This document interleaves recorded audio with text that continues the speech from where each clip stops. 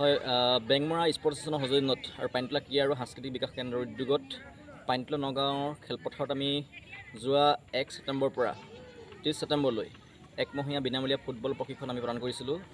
আমি 14 বছৰ অনূৰ্ধ্ব বিশেষকৈ ল'ৰা আৰু ছোৱালী উভয়তে আমি প্ৰশিক্ষণ প্ৰদান কৰিছিলোঁ।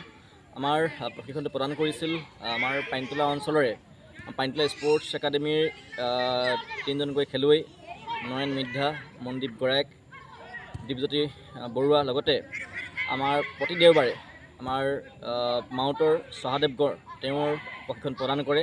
গতিকে আমি এই প্ৰশিক্ষণৰ যোগেদি বৃহত্তৰ এই পানীতোলা অঞ্চলটোত আমাৰ এটা ক্ৰীড়াৰ দিশত এটা নৱজাগৰণ সৃষ্টিৰ উদ্দেশ্যে আমি ধাৰাবাহিকভাৱে প্ৰতি বছৰে আমি প্ৰশিক্ষণ প্ৰদান কৰি আহিছোঁ।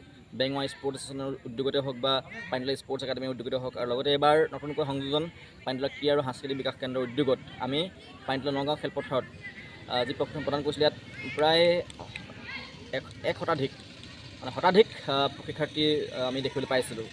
আজি যিহেতু অন্তিম দিন, অন্তিম দিনত আমি শিক্ষাৰ্থীসকলক এখনকৈ মানপত্ৰ, লগতে তেওঁলোকক অনাগত সময়ত যাতে আমি এই অঞ্চলৰ বিশেষকৈ গণ্যমান্য যিসকল ব্যক্তি আছে, আমি আজি আমন্ত্ৰণ জনাইছিলোঁ অৱসৰপ্ৰাপ্ত আমাৰ প্ৰধান শিক্ষক বগীম উচ্চ মাধ্যমিক বিদ্যালয়ৰ লম্বেশ্বৰ গোহাঁই ছাৰ, বিশিষ্ট উদ্ভাৱক চুৰেণ বৰুৱা, পানীতোলা আঞ্চলিক ক্ৰীড়া সন্থাৰ সম্পাদক ভৈৰৱ গোহাঁই, পানীতোলা স্পৰ্টছ একাডেমীৰ সম্পাদক নয়নমণি ফুকনকে প্ৰমুখ্য কৰি কেইবাজনো গণ্যমান্য ব্যক্তি আমি আটাইৰ প্ৰচেষ্টাত আচলতে আমাৰ এই অঞ্চলৰ যিসকল সুপ্ত ক্ৰীড়া প্ৰতিভা আছে, আমাৰ অতি দৰিদ্ৰ ঘৰৰ, তেওঁলোকক বিজ্ঞানসন্মতভাৱে কিদৰে আমি তেওঁলোকক আগবঢ়াই নিব পাৰোঁ, তাৰ কাৰণে আমি ইতিমধ্যে এটা ৰণকৌশল প্ৰস্তুত কৰিছোঁ। অনাগত সময়ত তেওঁলোকক আমি ধাৰাবাহিকভাৱে প্ৰশিক্ষণ দিয়াৰ আমি ব্যৱস্থা হাতত লৈছোঁ। গতিকে আমাৰ এই প্ৰশিক্ষণটো আমাৰ শেষ হোৱা নাই। আচলতে আমাৰ একমহীয়া প্ৰশিক্ষণে শেষ হৈছে, কিন্তু আমাৰ প্ৰশিক্ষণটো ধাৰাবাহিকভাৱে চলি থাকিব আৰু আমি সকলোৱে এটা সহায় সহযোগিতা আমাক লাগিব।